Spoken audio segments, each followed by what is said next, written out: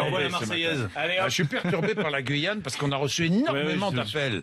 C'est pour ça que je suis assez surpris. Et non, parce que franchement, c'est vrai qu'on ne fait pas malheureusement très attention à ce qui se passe dans les départements et territoires d'outre-mer.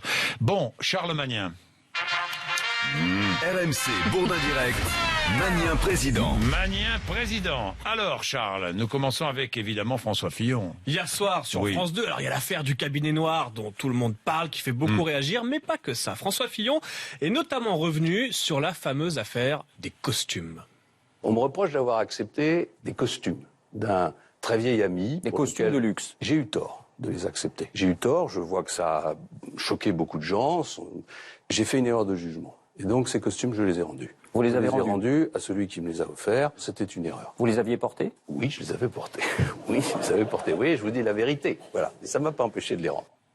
Il les a rendus. C'est surréaliste. C'est un peu surréaliste cette campagne. Surtout, il reconnaît qu'il a fait une erreur, nous dit-il. Et ce n'est pas la première fois que François Fillon confesse des erreurs. C'est presque devenu un rituel dans cette campagne.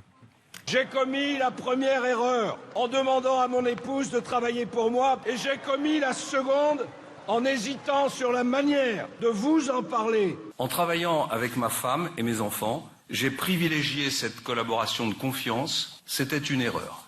Je le regrette profondément et je présente mes excuses aux Français. Des excuses, des regrets, des erreurs. Bref, François Fillon est devenu le candidat du mea culpa. Mais surtout, une séquence a marqué les esprits hier soir. L'échange musclé et même violent entre François Fillon et l'invitée surprise de l'émission, la romancière Christine Angot. Et vous arrivez ici en procureur. Attendez, laissez-moi. Vous osez me traiter de malhonnête comme ça. Ah oui, je vous traite de malhonnête. Ben moi, alors, vous savez madame, pourquoi madame, Parce que vous savez ce que c'est le pompon de toute cette histoire. C'est le coup de Bérégovoy que vous nous avez fait tout à l'heure. Ça passe pas, monsieur. Ma question, si j'en ai une, elle est la suivante. Est-ce que vous nous faites un chantage au suicide? J'ai pas dit ça, madame.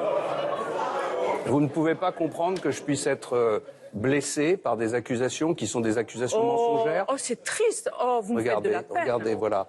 Oh, ben moi, vous m'en faites pas. Il est blessé. Quand je pense qu'il y a des gens qui le croient. C'est dingue. Christine Angot, vous avez quelque chose à ajouter? Non, c'est bon, là. C'est déjà tellement difficile de parler. Tellement difficile. Vous savez, c'est pour ça que c'est à ça que ça sert la littérature. C'est parce qu'on peut pas parler avec des gens comme vous. On marche comme ça, tout d'un coup, sur la vie d'un homme, sur 30 années de vie publique. Arrêtez. Vous me marchez dessus. Mais vous sans aucune tout. sans le moindre doute. C'est moi sans le moindre qui vous doute. Vous pourriez au moins avoir un doute. Vous pourriez au moins avoir un doute. Non? Vous êtes sûr comme ça? Vous êtes sûr? Vous avez lu le journal? Vous êtes sûr? C'est vrai, vous avez une bonne tête, en fait. Merci Christine Angot. Merci en tout cas d'être passé pour cette tentative de dialogue. Tentative de dialogue, petit euphémisme. C'est pas terrible tout ça. En tout cas, on sent de la tension en ce moment dans cette campagne. Le premier tour approche, c'est dans à peine un mois. Alors pour se détendre, je vous propose un peu de musique ce vendredi. Emmanuel Macron est attendu ce week-end sur l'île de la Réunion et sur place, ses soutiens lui ont déjà concocté un hymne, une chanson traditionnelle.